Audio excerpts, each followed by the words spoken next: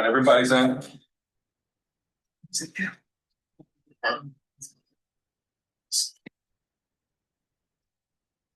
Are we recording? Yeah, we're good to go. Fantastic. Thank you all very much. Thank you for joining our December, what's the date today? 9th, something like that. There you go. December 9th meeting. We will begin today's meeting with entertaining motions. I move to enter executive session to discuss the contents of the superintendent's annual evaluation, to discuss negotiations between the ICSD and the Teachers Association, and to discuss the performance and evaluation of a confidential non-managerial employee. Second. Moved by Adam, second by Emily. Discussion, debate, questions, conversation. Hearing none, we'll call the question. All in favor? And that is all board members who are present. We will be back close to 7, maybe a little bit before 7, but we know we still can't start the next meeting until 7. We'll see everybody shortly. Thank you.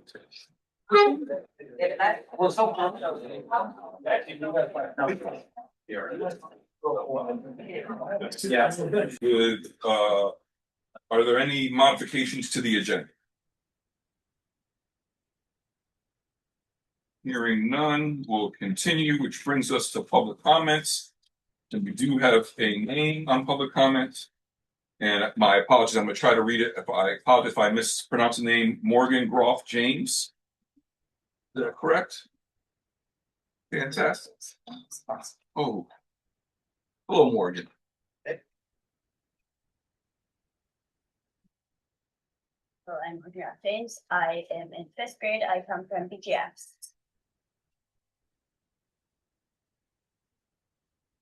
I've been working on 2 things that can make our school a little more efficient and welcoming for a low enough price. First, I've put together some new bathroom ideas. I've designed the bathroom to go in 3 spots on each floor, 2 on the far hallway from the point of view of the front desk, and 1 on the closer hallway. For the design itself, it has 3 stalls plus 1 wheelchair accessible stall on the outside of the far left and far right stalls. There's 4 sinks, 2 on each side. The stalls also have easily climbable toilets with floor-to-ceiling doors on each stall. The walls will be made of drywall with paint or wood veneer, depending on the placement of the stalls. They will be placed in odd numbers so they can fit with no tight hallways in between. Lastly, for the placement of the stalls, we will reuse the original space for the bathrooms, but turn towards the hallway. For my second design, the gym, we could leave the whole arrangement except for the risers. We could take the risers out and put extendable risers where the risers were. Because of the extendable risers, we have space for artificial turf for sports like mini golf, small soccer games, and more. Plus, as an added bonus, less sports equipment will get stuck on the risers. If you would like to come to BGN to visit and get an idea of what the plans would look like, you're welcome to do it. So, a special thanks to all the people who supported me, helped me, and projected ideas and styles we may consider for more draftings. Thank you. Thank you. Excellent.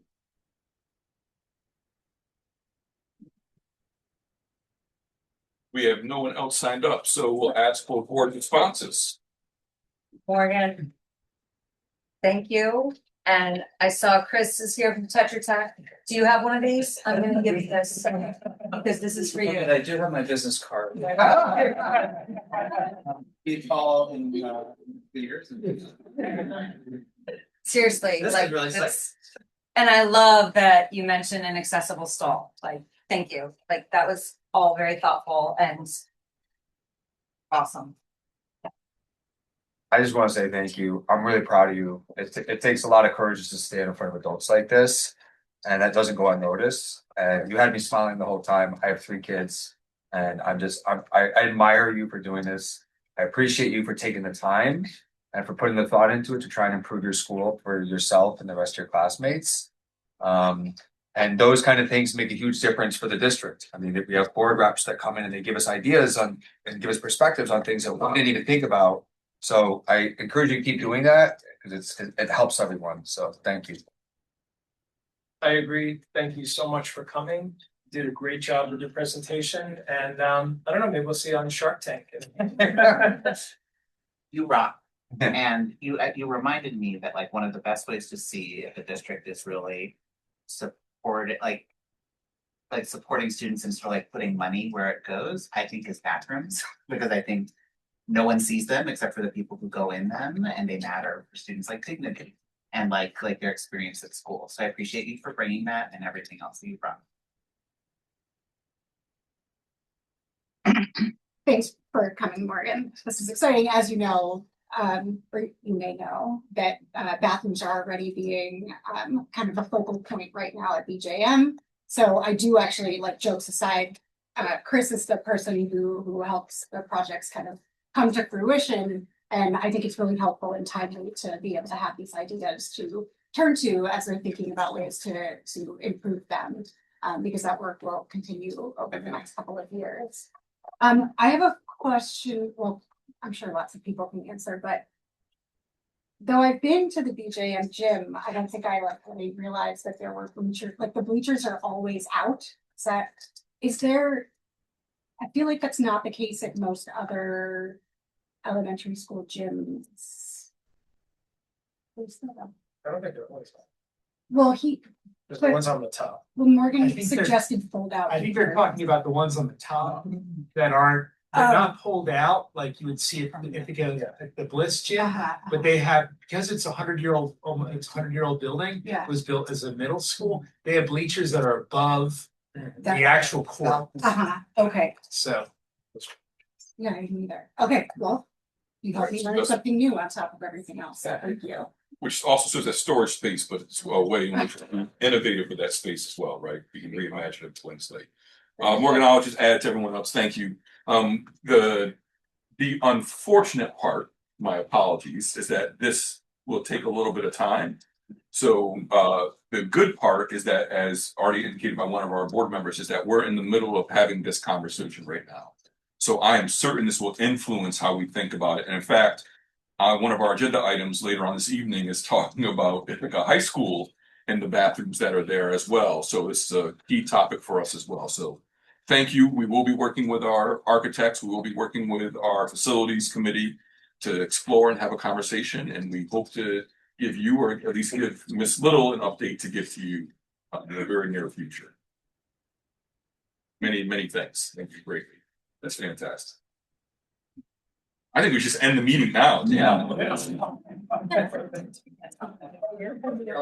Fantastic. Thank you again, Morgan. Greatly appreciated. That will bring us to our next agenda item, which is student reps.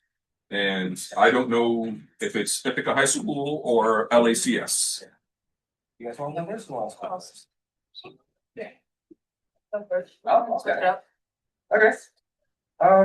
Hi guys, best to spend a bit. Guess we got a lighter night, so I guess I'll just jump in. There we go. I guess first things first, you're gonna be receiving more from us lately. Keith, who's here tonight, our wonderful Keith, has been working with the committee to put out a weekly newsletter about the happenings of the LACS, kind of relaunching something that we already had.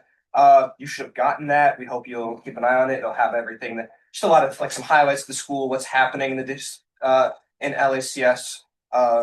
One of the highlights from this week is that ballet dancer performing the Nutcrackers is coming back this week to come hang out with students, talk about their experiences at LACS as a student, and being a ballet dancer, which is really not a traditional career, and how LACS kind of supported that, helped her get into that.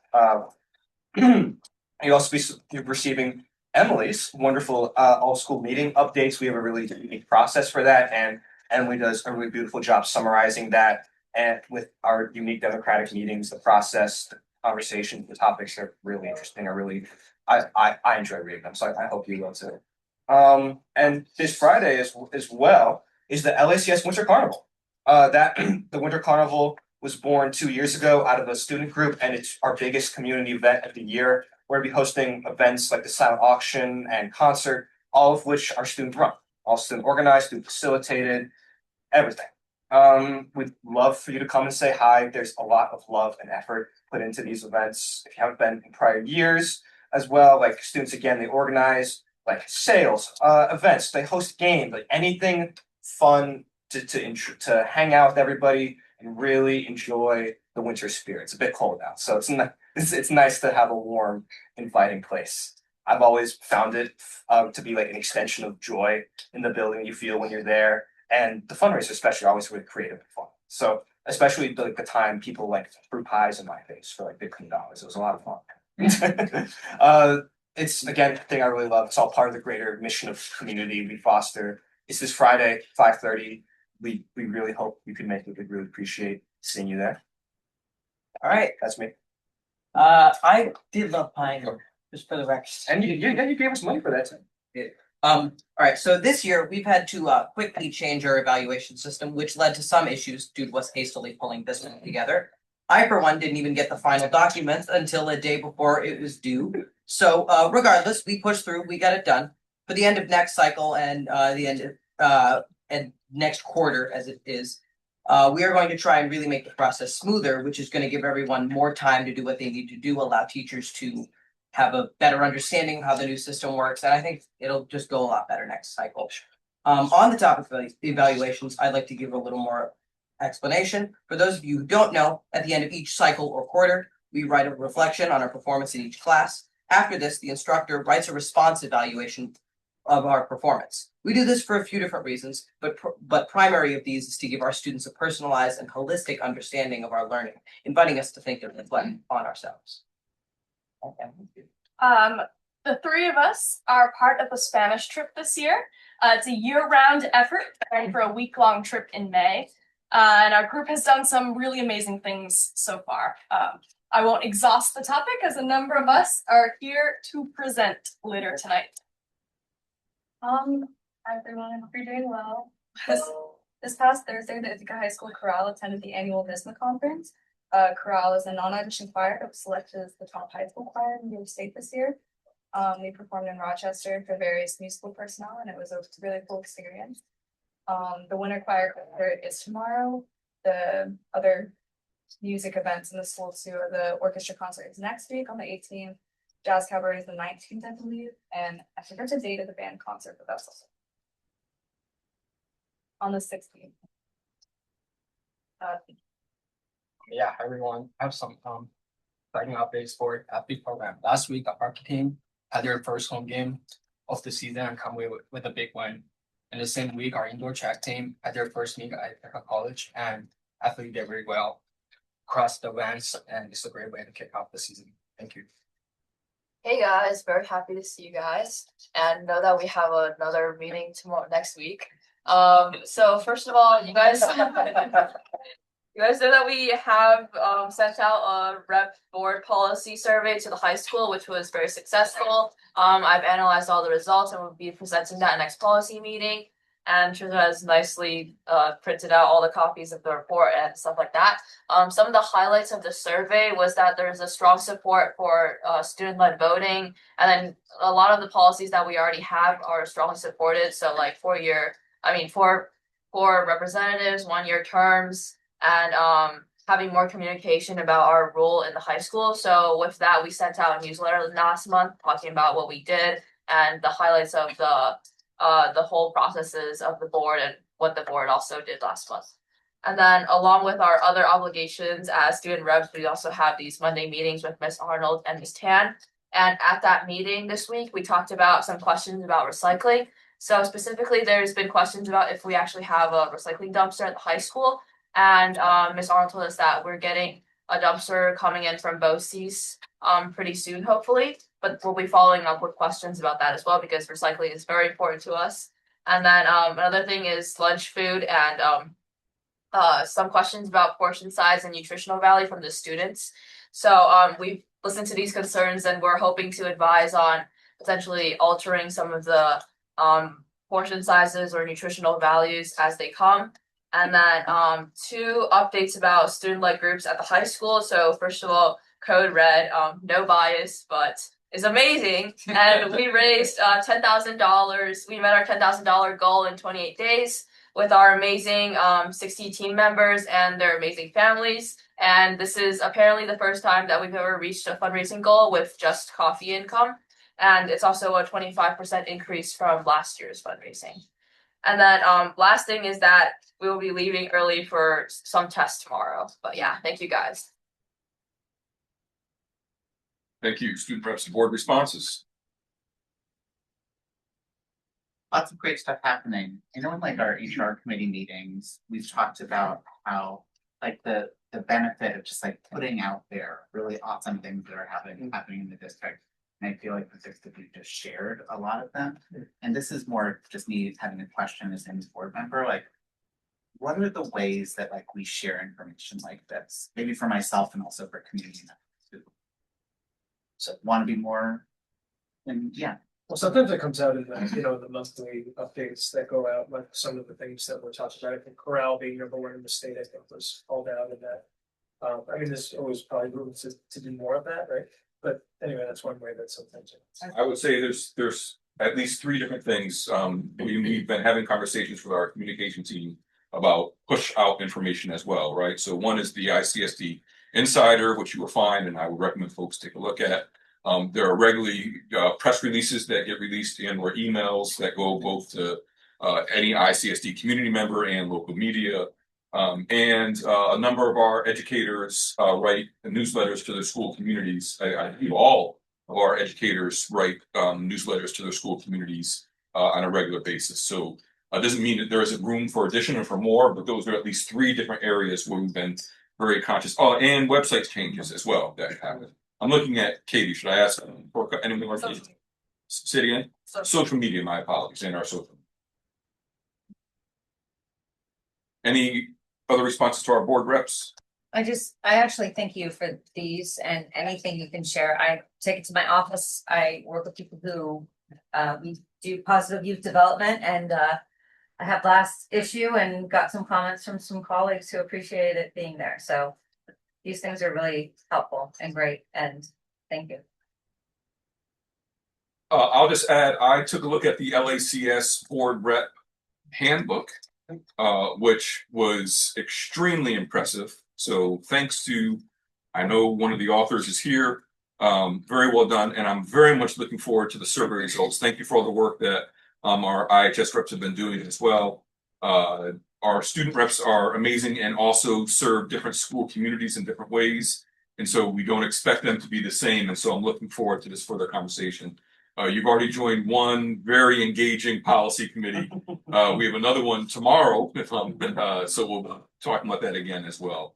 I'm looking forward to it. And I think I'd be remiss if I didn't say, only because I know a number of the coaches who are young folks who went through the Ithaca City School District, but the boys varsity basketball team won their first game of the season. And congratulations to Coach Mack and the players and the other coaches that are helping. It's an amazing thing for someone who's been here for 30 years to watch folks that you knew in high school now coaching and leading other folks in different ways. And so I just wanted to make sure I acknowledge that as well. Thank you, board reps. Appreciate it. We're looking forward to some additional conversations. Tomorrow. Indeed, right. That's correct. Up next is the consent agenda, and we will entertain motions. I move to approve all consent agenda items listed in the consent agenda. Consideration of accounts, personnel report, and minutes of the previous meeting is presented. Moved by Adam, second by Jacob. Questions, conversation, discussion, debates?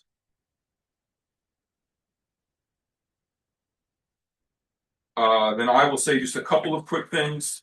One, I want to acknowledge, we know that we live in a community that values and supports education in a host of ways, time, expertise, volunteering skill set. And we also know that there are community members and organizations that contribute financially to the Ithaca City School District. So part of the consent agenda includes a gift from the class of 1975 to support the Ithaca High School Community Closet. Thank you to the class of 75. We have another gift from the Cornell Cooperative Extension of Tompkins County to support the Enfield Edible and Equitable Farm School. Thank you to Cornell Cooperative Extension. We have IPEI, which almost on every agenda seems to be funding a program or a field trip or teachers in various ways. And so thank you to IPEI for additional contributions. for various educational funding. And then lastly, I would ask our school community to take a look at this meeting's consent agenda. If you want to get some idea of the way in which federal and state funds impact the programming that we do, we are approving the acceptance of a variety of state and federal funds, primarily quote unquote Title I funds. And these Title I funds go, one for school improvement, two for 21st century community learning centers, for what the state calls immigrant education, not my language, what the state also calls English language learner education, and lastly, universal pre-K and pre-K school education. And so I make mention of these, and normally I would not highlight them, but given a number of conversations we've been having around what federal and state funding may look like moving forward, you get some idea of the kinds of programs that the district relies on to support various students in that way. And so it'd be a good idea for folks just to take a look and have a little bit better understanding of how federal funds come in to support our programming, especially around pre-K, transportation, you name it. And so with that being said, revert back to the thank yous to our local community organizations for doing so as well. If there are no other comments or discussion today, we can call the question. All in favor? All opposed? Any abstentions? I have to get a chance. And no, Emily was off the room. Thank you very much. Appreciate it. The motion passes. Dr. Brown, unfortunately, is unable to join us this evening. I was saying to board colleagues, I believe this may be the third meeting in 14 years that Dr. Brown has missed. Been a pretty incredible track record, but he's not here, which means I think we will skip over the superintendent's report for this evening, and we will go right to district business. And that brings us to hear a great deal more about the LACS international trip. You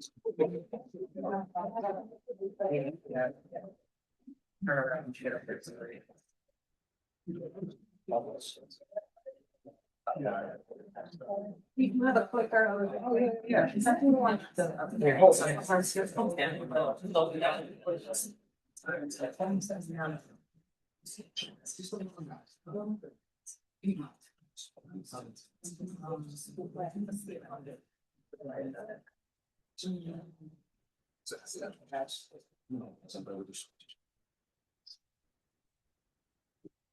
One second, I'll figure out a technical thing, but.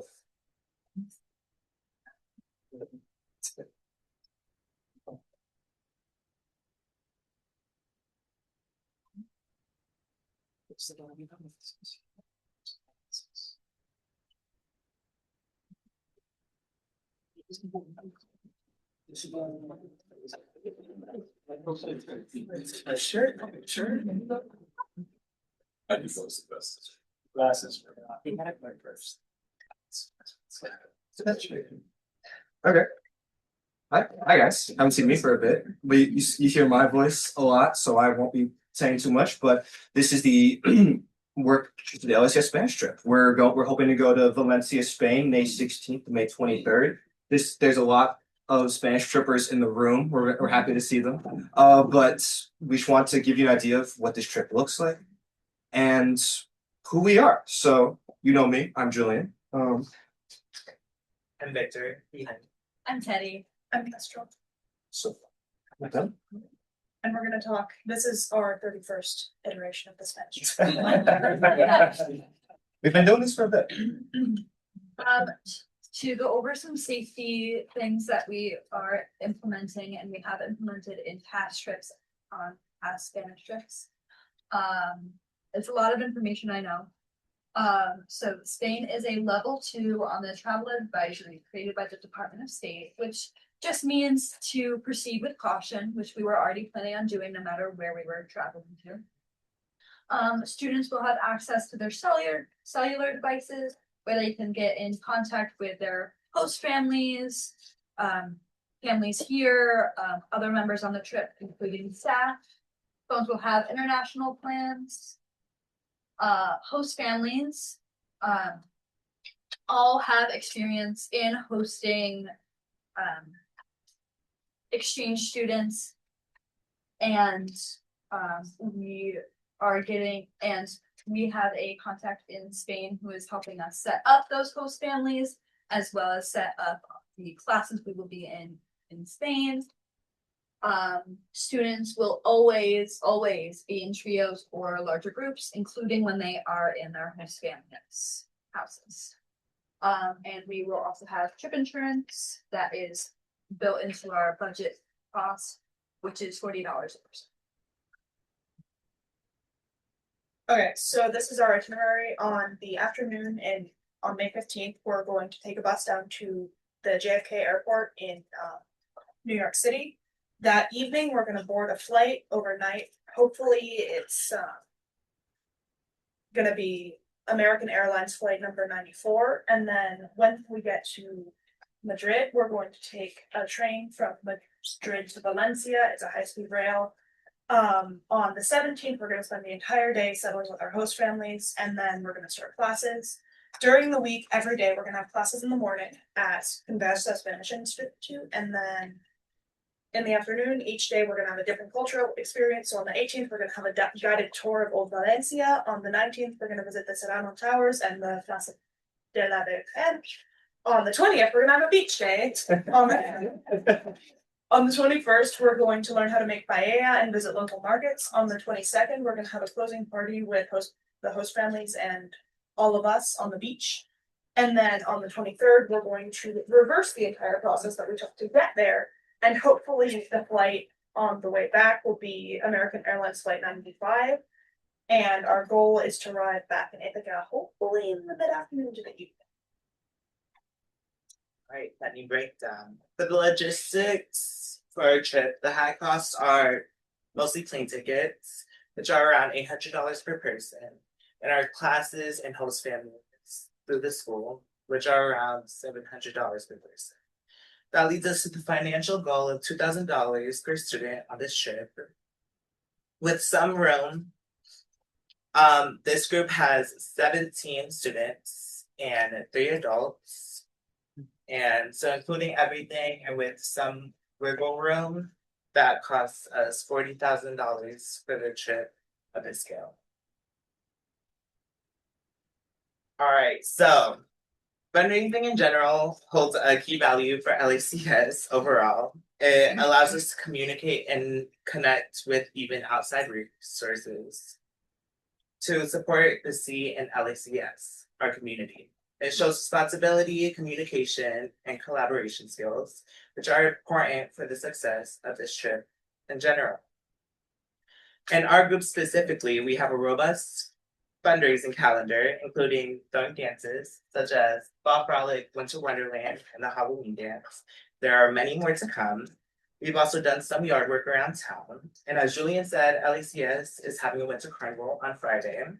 And what we are doing to fundraise is to host a silent auction before the carnival from items that were donated to us from local stores everywhere, and we are hoping it will bring a good bit of money as well. Some other fundraisers we are offering or planning to do in the future are bake sales, babysitting, coffee sales, and also a citrus sale, which includes grapefruit and oranges, because they're nutritious. Delicious. Everyone's trying. You should buy some too. Any questions?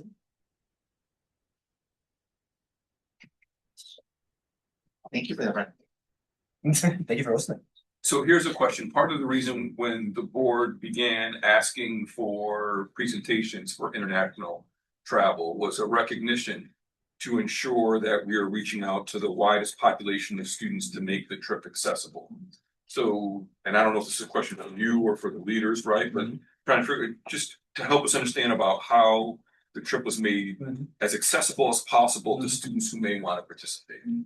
I mean, I can kind of answer some of that. The biggest barrier, of course, this kind of trip is funding. And LACS with our fundraising culture, the majority of funds will come from that fundraising. We don't ask for huge donations from families because we don't feel that it's appropriate to ask for that. Of course, we may ask for small scale, but it's hard to not do that. That's the biggest barrier. There is a Spanish language requirement to go on this trip. You are going to Spain. And ideally you come back speaking very pretty good Spanish. We take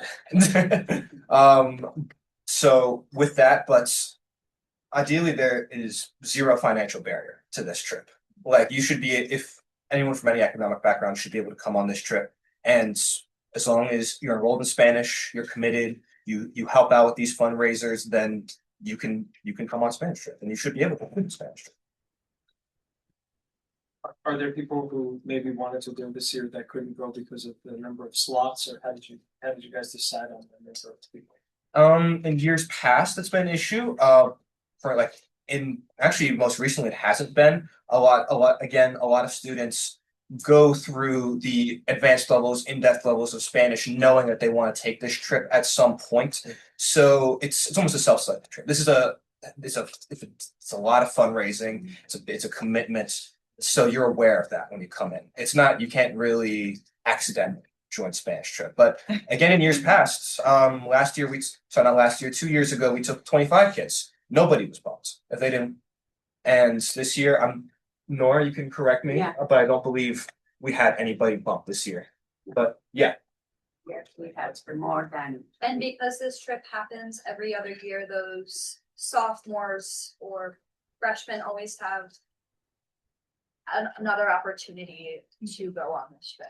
If they get that, but. Should we presume this is during trips week? Yes, this will be during trips week. So, thank you for specifying about the bus transportation, because when I was looking at the document and I saw the flight was leaving the end of the day, how are you getting to the airport? Yeah. So I'm assuming the transportation would be a district sponsored transportation on a coach bus or on a van. Yeah, that'd be ideal. And you've worked with this group before. The Conversa? Yeah, Conversa. We've Can I? Yeah. No. So no, we last 2 years ago, so we every year, it really is a group decision where we're going. We it's not me like said, oh, I decided I'm in the mood. So they really wanted, the place they really wanted to go was actually Peru, but Peru is not doing well, politically speaking, so it's a big no. Even they truly push it, but no.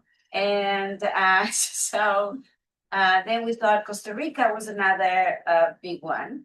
Costa Rica ended up being extremely expensive, crazy expensive. Like, I mean, I'm still in shock of how much money can cost for the person to go for a week. And so the last budget we got was $1,200, no teachers. And I said, well, hello, these are high school students. They are going to be adults. I'm not included. No, you're not included. You pay for your own thing. Like, no, we don't. We as a LACS don't function like that. So 2 years ago, we went to Granada and it was amazing. It was very successful. And so I thought, well, let's try another place in Spain. I thought Salamanca is a small, I don't know, but sorry, name things. And the people who we did the Granada trip with never, ever come back to me. In fact, we had a situation where they don't answer back to you, or they come with budgets that are $3,000 a week in Costa Rica, $2,000 a week in Costa Rica, like really prices that, like Julian was explaining, we from LACS will never ever ask a family to put $3,000. It doesn't occur to us. It will never occur to us. That's not how we operate. The idea is that everybody who has taken or is taking elective Spanish classes, this is the requirement. This is a real requirement. Can go. So because in the mornings for 4 hours a day, they're going to be in Spanish classes. So you kind of need to like this. So we ended up in Valencia. Sam is there. I know there, I want to go to a place that sounds, like, I'm not going to get lost, And it is beautiful, it's very safe, it's well located. There, I used to do that with Kylie Sapis for many years. We always connect with we don't work with the agents, with the companies, we work with the schools. So it's school to school. And that's how we work it. And the school always provides with the classes in the morning and the cultural activities in the afternoon. So the kids are most of the time together and with us. And of course they have time to enjoy, to have the cultural, like Emily wanted desperately. I want everybody to have cultural immersion, to be in a place and to suck it up into what does it mean to be in a place where people speak Spanish. So that's what we're doing it. And these people have 17 kids that I'm sorry. Amazing. They work their done, they as kids, we did 3 dances already. 3 dances. And I'm like, no, yes. So they deserve every support. Please come to the carnival. It's going to be fantastic. So Yeah, if I can add to that, yeah. Thanks, Nora. Nora. If I can add to that, this is my second time on the trip, which doesn't usually happen, but I'm coming back to TA it, and I'm really, really, really excited. I had a wonderful time in Granada 2 years ago. I came and presented to the board. I was in Lower York. It's my first time there, so that was exciting. The amount of work that goes into making this trip happen is astounding. And it's work that all of us are doing and making sure that all of us are putting in so much effort to make this happen for all of us. So it's a shared trip, a shared experience, and a shared responsibility in the year leading up to when we actually do this thing.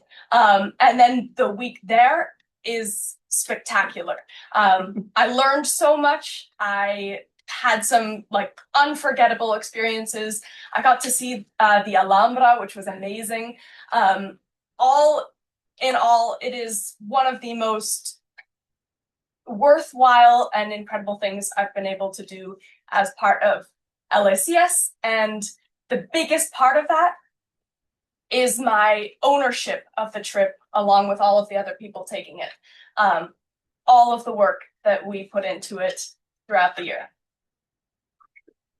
Board members, any other questions that you may have? Yes. Yeah, no, so I never knew you could do these kind of things until my senior year in college. Like in high school, I didn't do great academically. My friends didn't do great academically. And I was never even exposed to it. I didn't even know this thing. And my senior year in college, one of my friends who was junior was like, I'm going to Valencia, Spain. I was like, oh, okay, cool.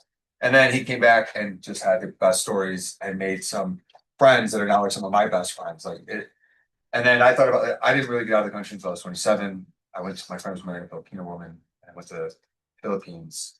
And it was one of the most eye-opening experiences, and it just changed my perspective. It shattered my perspective on so many things. I was living in New York City at the time, thinking that life is all about money and success is all about money and career and all this other shit, and like their family. I mean, they lived in a tin house with dirt floor, and they had no money, and they were the most happy, loving, giving people, and they just wanted to cook for us and do all these things, and just everybody. And that was just a piece of it, but I think to have that at a younger age would have been, it's transformative. And I love that we do these things, but that raised something of I never even knew these things existed.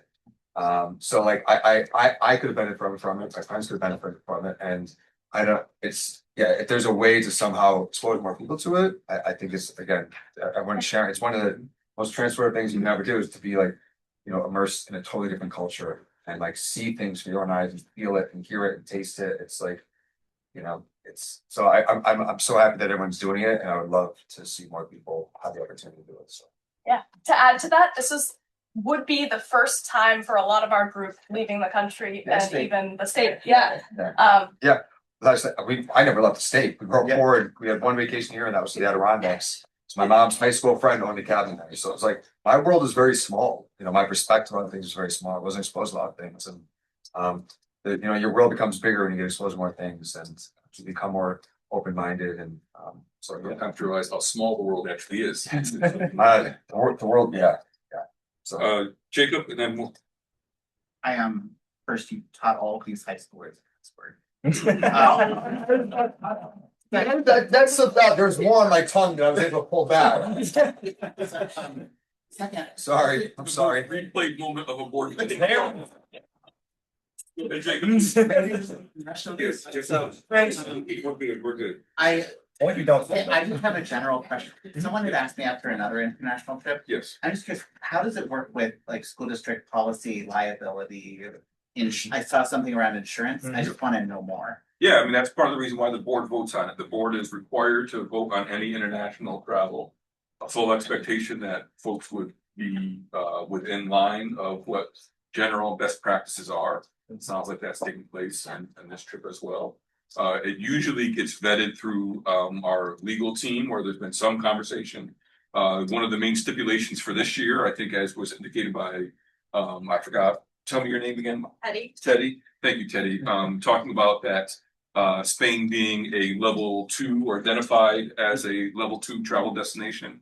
The district clearly will not support, unfortunately, whether it's a good idea or not, level 3 or level 4 travel destinations. And so there's conversation about all of those things that take place. And we have said no to some trips because of concerns either around safety, around financial costs, around you name it. But this is part of the reason why we've engaged in this process.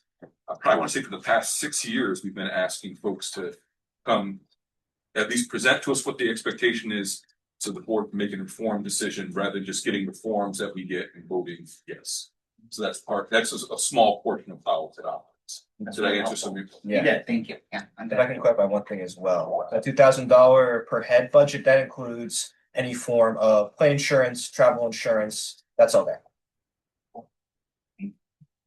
Fantastic. I want to add one more thing. No swearing. Promise? No, yes. Yeah, I promise to try my best. Okay. No, I like it opened up my world to want to explore more places. And I'm just wondering, like, is there less expensive opportunities that are more accessible? I mean, going to New Orleans for the first time, I'm like, how is this in America? You know, like culturally, it is so different. Going to Tennessee, I'm like, how is this America? This is not it. Yeah. And it is eye-opening. Like there's places again, like Absolutely. So I don't know if those exist or like how They do do. we They do. So see Mr. Harrington, I know they call you Keith, I'm still gonna call you Mr. Harrington. Mr. Harrington, I think what I just heard is we have a school board member who's willing to be a chaperone. Yeah. For one of the LACS trips. I didn't know that was a thing. Yes, I will pay my own way. But it's not just LACS that travels to a variety of places. Yeah. There are short-term places that happen within the high school as well. So we'll follow up, but yes, what we're doing. Yeah, Quick response, yes. Yeah, there are trips that are cheaper, like there's a rock climbing trip that goes to Pennsylvania, there's a hurricane relief trip that goes down to, I believe. Asheville and previously New Orleans. Nice. That's also a bit more affordable, they also do a lot of fundraising, and there's several others as well. I feel compelled to say, when I worked at LACS, I rode my bike to Kingston, Ontario. So that was my passport stamp, was riding a bike with 15 students and then getting a ride. My apologies, you're gonna say one thing, then we're gonna keep moving.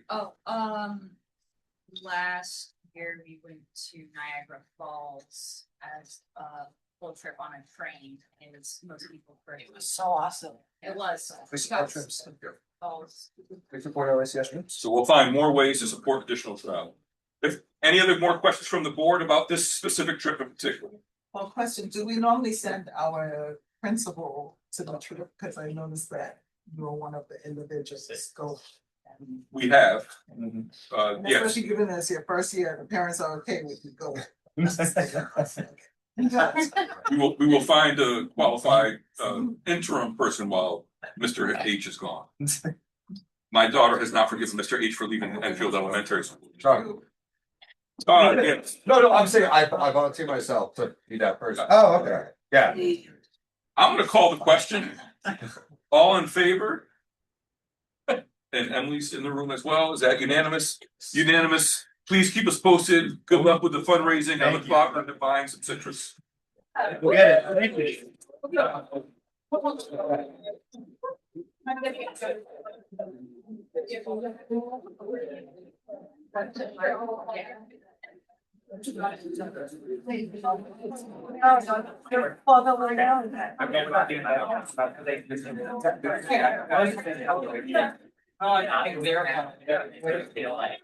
It's so much more substance. We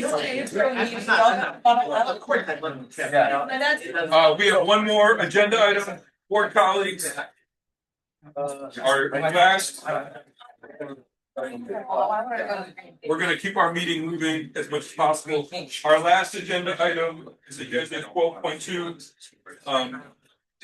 Yep, we're gonna keep going. Ithaca High School capital improvement. And I don't know, are we bringing up Chris to have this conversation? Yeah, all three of us. So Christine and Carrie, thank you very much.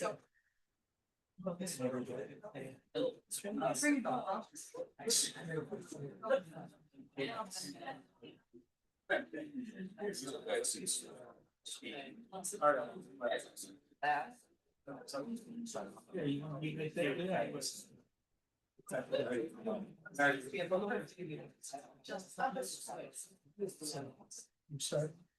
Yeah, okay.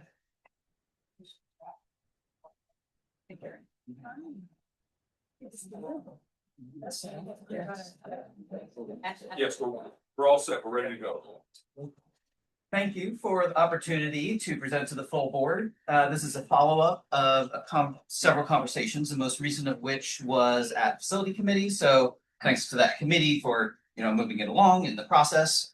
We're here to talk about a proposed capital project that includes work at Ithaca High School. We'll talk a little bit about the reason why this work is required, among them safety, hygiene, code compliance, including the building code and Americans with Disabilities Act. Ms. Burke will talk a little bit to the use cases in terms of the student groups that use this facility. I won't really talk about this, but keep in mind that while there are many ways that a school district communicates to its community, one of those is about fiscal responsibility. Another one is the facilities communicate to your students every day. So keep that in mind as we're looking at some of the facilities here. So with that, we could advance the slide, one slide. So to review, this is a floor plan of Ithaca High School. In the bottom, you'll see Bliss Gym, and then the next big rectangle is the pool. The green and gold highlighted areas around those represent square footage that has been identified in the boys' bathroom on the left, girls' bathroom and the boys' locker rooms, including the shower rooms and bathrooms on the left. The girls' locker room, shower room, and bathroom areas on the right. And in the center at the top, that sort of L-shaped green area with its corresponding smaller gold area is a gender neutral and community area that is another way of accessing the pool. So those are generally the zones that we're recommending for renovation. Before we look at a couple slides, just to summarize the existing conditions, Ms. Burke is going to speak a little bit to some of the student groups, the student athletes, and other use cases.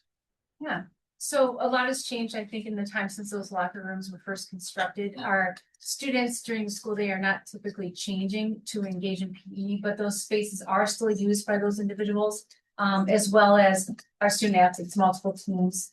We had in fall season over 570 student athletes across all of our programs, over 170 in Ithaca High School alone, maybe even more actually, now I'm saying that. And there are multiple uses. There's I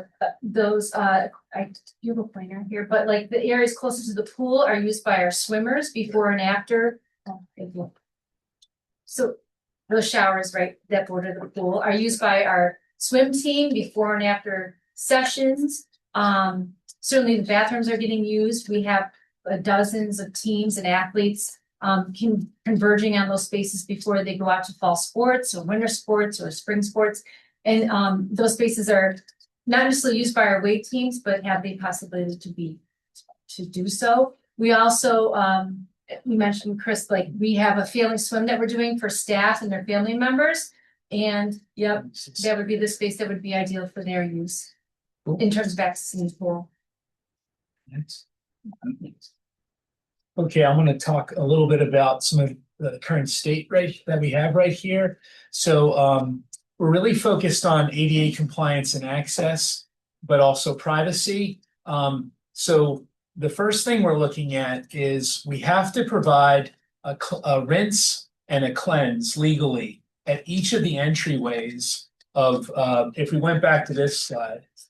So at each of the entryways, we have to have two showers here, two here, and two here. And we have to have a rinse and a cleanse, excuse me, and that's code compliance. But also we've heard from the students about privacy. We have heard that a lot of the reasons that the students don't use the showers is because there isn't any privacy. You can kind of see from these open shower areas right here.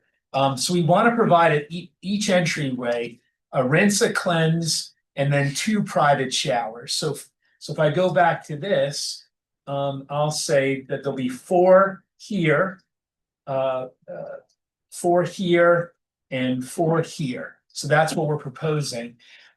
We're also doing that because, as you can see, these are the existing showers and bathrooms that were installed in what, 1967? 1960. No, I'm okay. My bad. I gave it 7 years. 1960. But also you can see we have cracks.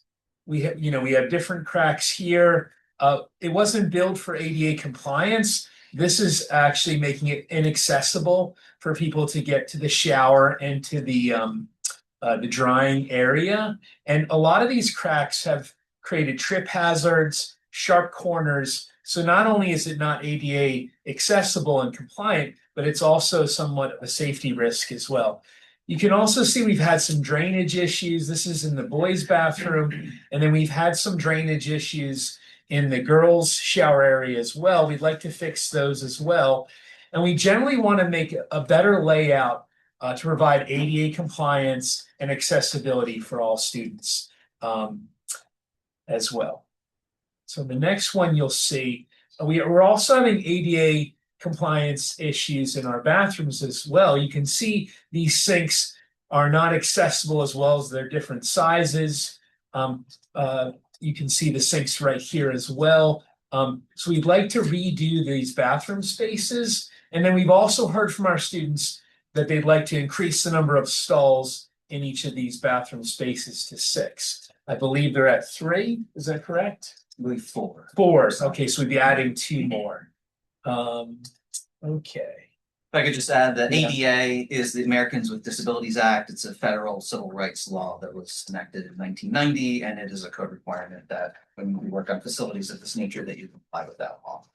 And in my time working with facilities and our students and our board reps, it has been something that all of our board reps have asked in all of our bathrooms as well. So we want to be cognizant of that, and we want to acknowledge the feedback of our students. Okay, that's you.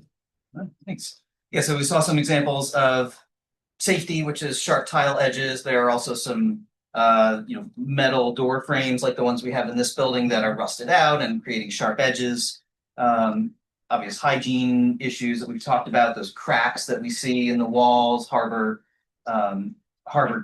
materials that aren't really beneficial and make cleaning difficult for your staff and maintenance difficult for your staff. We talked about the code requirements for every entrance to the natatorium. Yes. Each of the 3 entrances require that accessibility. Okay, so this is a summary of the anticipated costs. So these were arrived at in conjunction with Campus Construction Management, who's your construction management firm, who also assists us in cost estimating. This is reflective of a blended rate of square footage costs that we see from the market for similar work. That we're using to establish a budget. So this is a proposed budget for this project.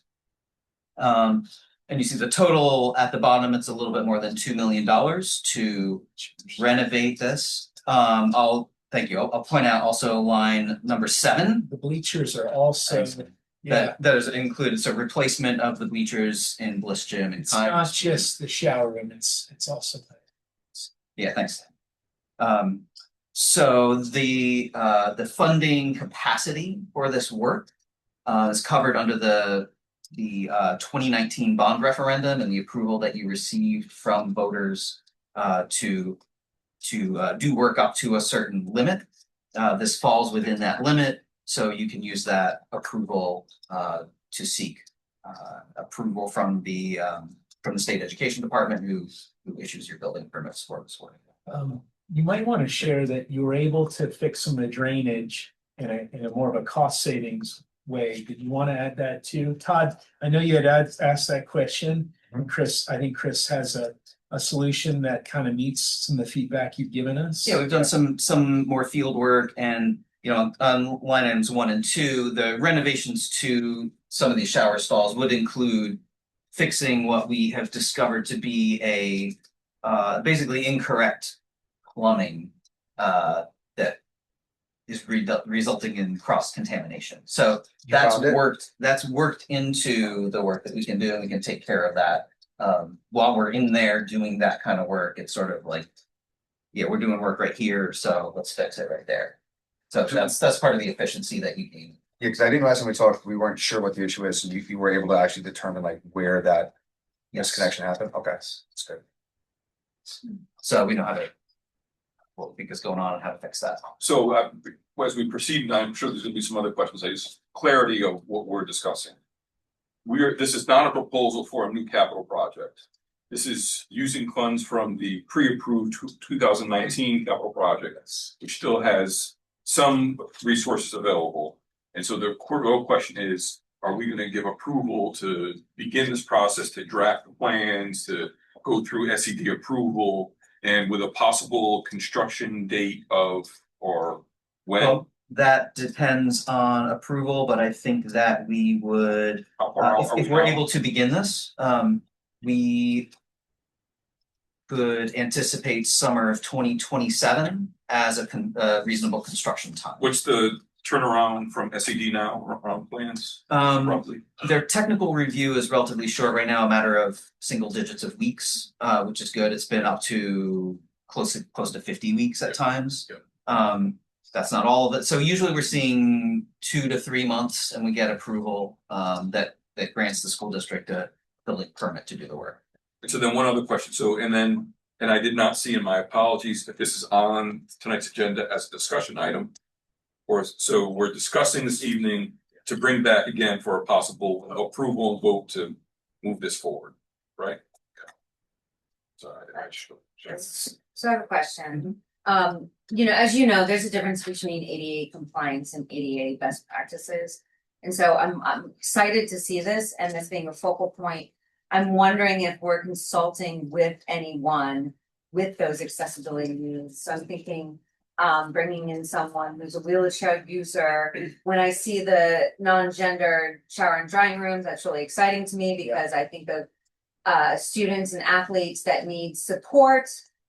In fact, my own kiddo is one of them who needs support in a locker room, and their support person might be of a different gender, so they would need support in a gender neutral room, but making sure that there are privacy matters and dignity matters that are addressed. So are we, nothing about us without us, are we consulting people with disabilities to make sure we're following best practices along with ADA compliance? We could certainly integrate that into the design process. Okay.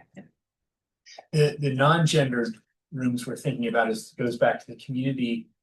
I think that's an exciting part of this project, the community space right here. Yeah. So Carrie, under her leadership, has done a great job of making this a community, having the pool be open to the community, and so that when they want to change that this would be a non-gendered space. And they could also access it from this hallway as well.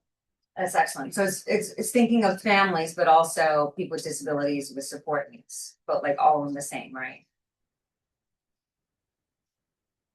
Can we hear a little rationale around the replacing of the bleachers?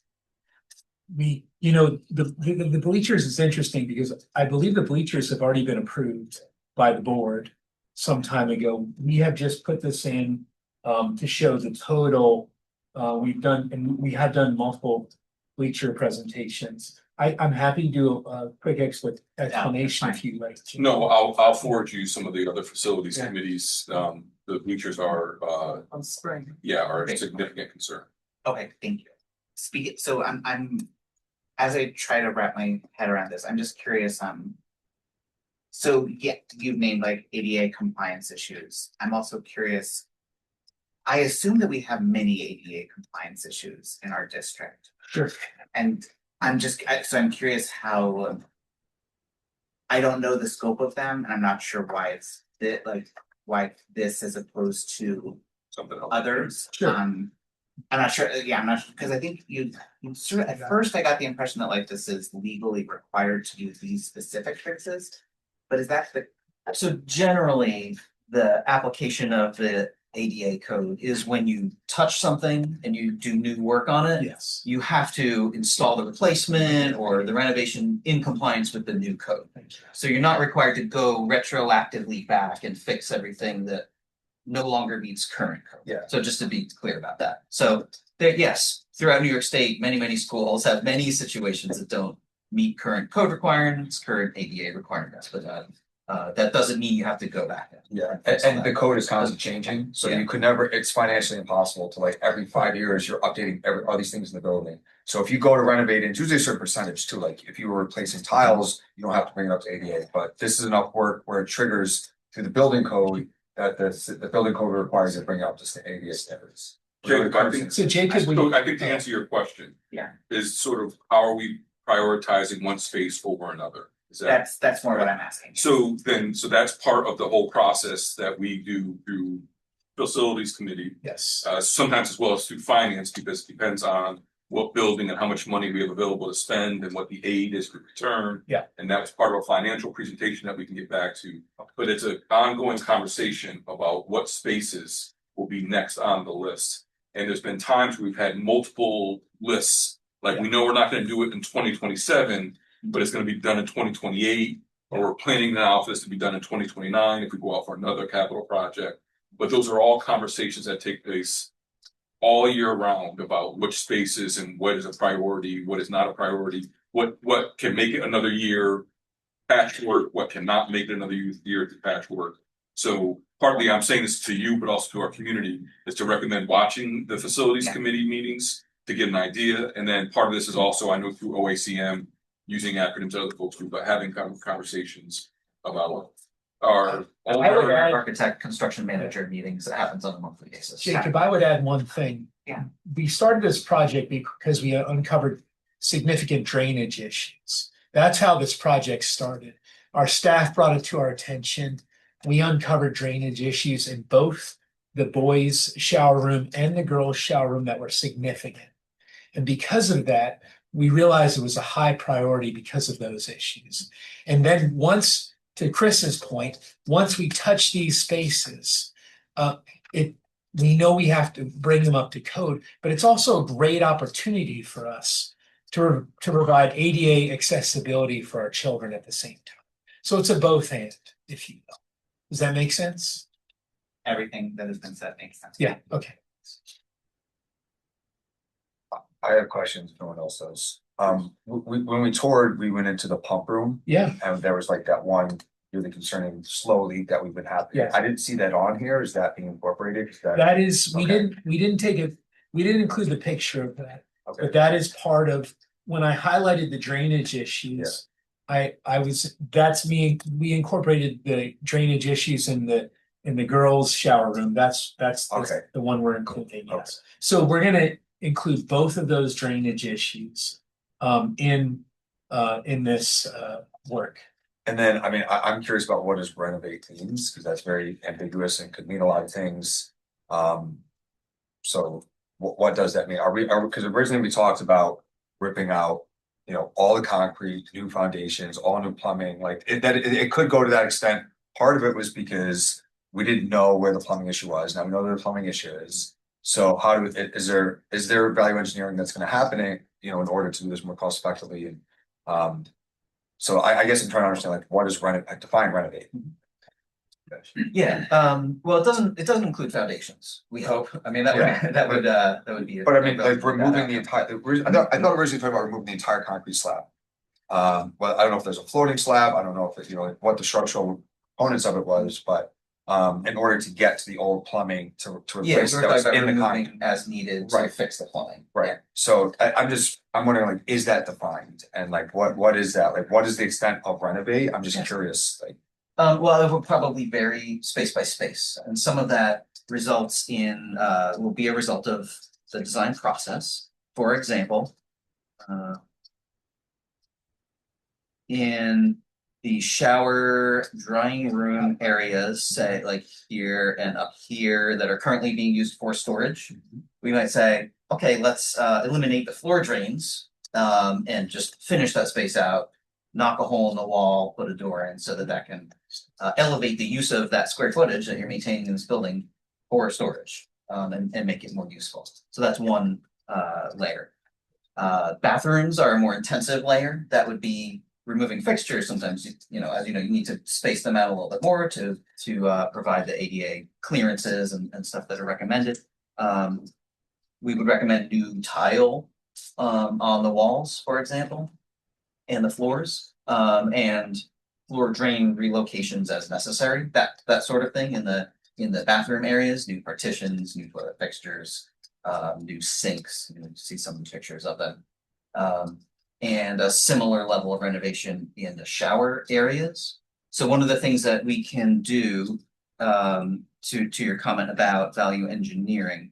So on the bottom in the middle here is a picture in the girls' shower area. Those are 4 shower stalls. None of them, you know, meets ADA requirements. But we would imagine renovating that area to relay out those walls, provide new fixtures, right? Some of them, if you walk around, you probably saw they're just like leaking, right? So there's a clear need for just new infrastructure in a kind of a basic way there. We may be able to keep some of the group shower areas a little bit more as they are existing right now. The use case there would be the swim team of 15 people that, you know, quickly needs to rinse and get into the pool for practice, for example. That can happen more quickly in an open shower area. So those are some of the thoughts to work with the existing areas, renovate what we think is necessary. I'll point out also that the areas with lockers, you know, sort of all along here, the PE lockers, generally are not used thoroughly. These, again, this was designed a long time ago. Students don't change. There is a need for team locker rooms. We've heard that in some of the discussions that we've had. We're not even going that far. So this is really a relatively basic plumbing and storage room renovation in part of the space that could benefit from certainly more renovations. So one of these, any abatement? This would include abatement as needed. We're reviewing the records that we have. You know, luckily we do have some history with this building and do know a lot from the AHERA reports, as well as sort of anecdotal testing that we've done associated with other capital projects in this building. Do you guys have the original like construction documents that have like MEP? Okay, because that's what me and Dan were curious about before. Yep. Is there any of the original infrastructure you can keep? Because that's gonna be the most expensive part. Like, Sure. Replumb everything? Yeah, sure. There are pipes that can be kept, absolutely. Yeah. And you know, one thing I was before you go that, so I'm with you, Todd, Yeah. and I know this is your area of expertise, but what do we think the life walk, it depends. I mean, if it's copper, I mean, there's different materials, so like understanding we're that. at 80 years now. I believe it's cast iron, which has a very long. I was gonna say, you said 69, so 1960 high school. Right. So we're 65 years. Yeah. I'm Yeah, just asking, we think we can get another. Well, I don't know, cause I don't know what the material is, but that's what I was wondering, like, we have the construction documents that allows us to actually like look at this more strategically instead of saying like, rip everything out. We know what's behind the walls, hopefully. Yeah, and So- and those documents actually helped us figure out what was going on with Yeah. the cross contamination and Yeah. what we think happened over the years to result to that situation. Yeah, so they've been very useful. To Sean's point, like, is there infrastructure that we can keep, whether it's like the hot water lines or the drain lines and like. So it looks like we Yeah. can, so that's okay, good. Yeah. If we move a shower to a different place, we're probably gonna move that Yes. water. If we Yeah. move a toilet to a different place, we're gonna move that drain. So certain parts will be replaced. The mains seem like they're in good enough shape. That's good. Although we've in recent years, if you talk to Sean Ward for any amount of time, you will get the experience of him cleaning, vapes out of things, and it's amazing what can actually fit down the toilet. So there are, they're definitely it's taken a beating over the years, and they get in there regularly and clean that stuff out. So with that additional use and getting drain brain and rotor rooter and that adds wear and tear. So it's no guarantee how much longer it will last. Additionally, you see some of the step cracking in there. This building is moving. We know that the soil That's is what here, you so see that's on the, another that's what facet. you can see on the crack here. Yeah. Right I mean, here it's settling, right? is the movement. Okay. These Not cracks here. Like, that's just repoint the bricks. Or is it I more? think underground, so the pipes are underground. When that ground moves, those pipes move with it, right? So you don't know when that's gonna crack. So I just want to be realistic about 65-year-old infrastructure. Jacob, you had a question, yeah? Yeah, I was trying to figure out how to phrase it. So I was at the high school and I observed transitions, just like by happenstance. Sure. And like there were big lines outside the restrooms, right? Which made me think, oh gosh, that was a big thing that like maybe some more thought should it like or I don't know the historical context, but it made me go, okay, there can be unanticipated consequences of a project. And I'm just wondering, because I think like Aaron referenced, like getting feedback from folks who are most directly impacted by ADA compliance, and I you've referenced student input. I would just love to know more about like what is the process and at what points for student input, for faculty input. Like I remember in these restrooms there was a student who would run naked every day screaming, and like that would be a great student to get input from because he could tell us all the ways that like he could cause chaos in the stalls. So I'm just curious, like I just want to know the process. We have gathered feedback from students from. We have a lot of history with bathrooms at IHS. We have a very long, multi-year history. And when we did G&H, we did a lot of outreach to students. We'd be happy to do similar outreach measures for these. We have gotten some informal, Carrie's been great with getting some informal anecdotal information, but we could do it in a much more structural way. Chris, can you share about, Karen, did you want to say something? Student Yeah. input, as well as at our November 20th facilities and finance meeting, we went more in depth. And we heard from Carrie that students aren't going into the restrooms. They don't feel comfortable changing. Right. At that meeting, we had several students, when it was stated, they were shaking their head, I'm not going in there. Right. So we've heard from students sure. over the years about it, and we see, and I think Harry, you had mentioned about how many teams that we have and how many students at one point, the congestion and so forth, like 500 plus and all. So it's time.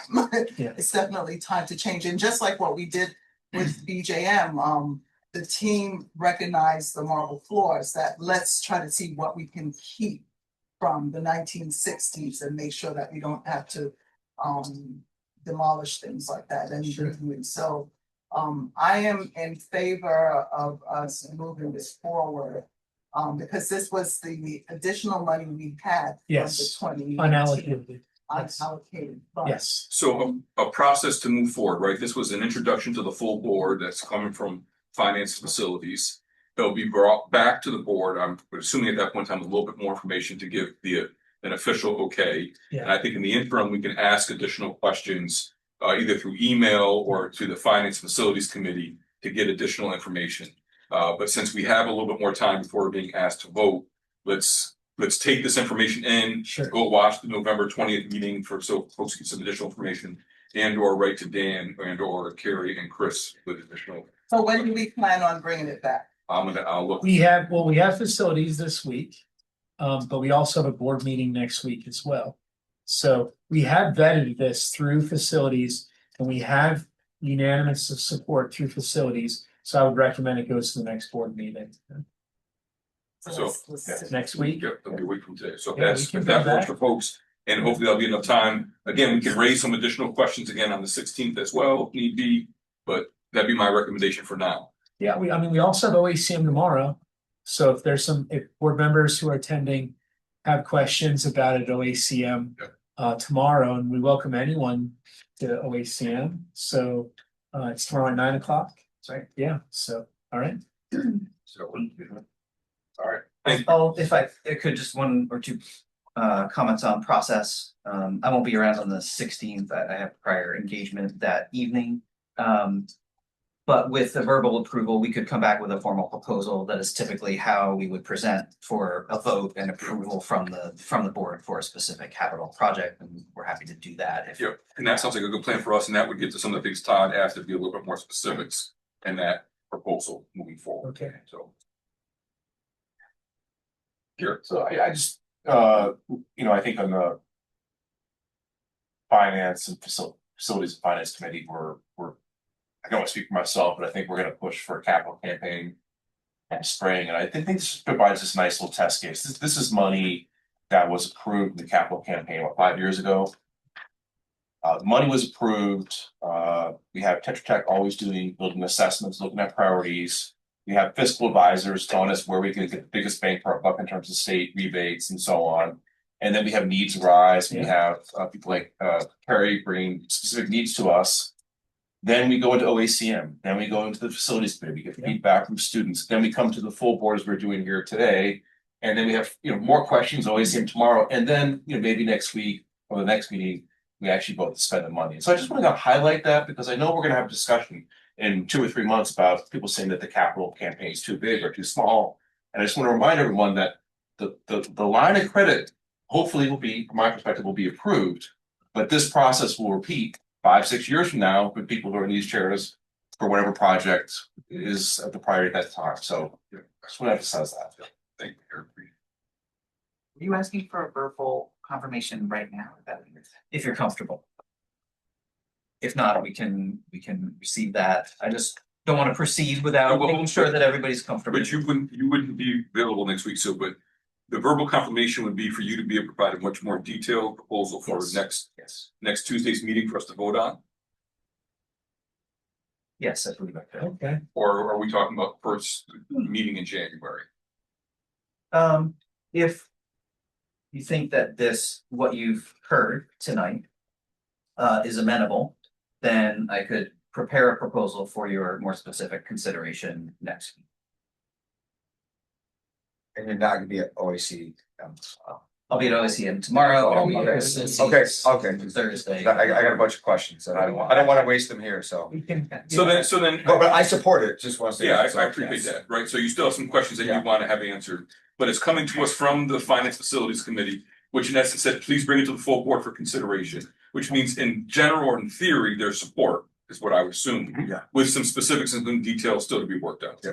So unless there's I'm gonna ask the question differently. Unless there's an objection from a board member, let's provide the verbal approval to receive the much more detailed version for next Tuesday, and a vote if that works for everybody. With an understanding that there's still a facilities committee to take place and there's OAPM tomorrow. Yeah. Does that work for everybody? Yep. Fantastic. Thank you all. Thank you for your time. Appreciate it. Thank you. Nice job. Oh, yes. That's, Yep. that is the last item on our agenda. And unless I'm hearing something different, we'll close the meeting and we'll see you all. Some of you will see tomorrow at policy. But thank you all for tomorrow. Facilities on Thursday. Mira,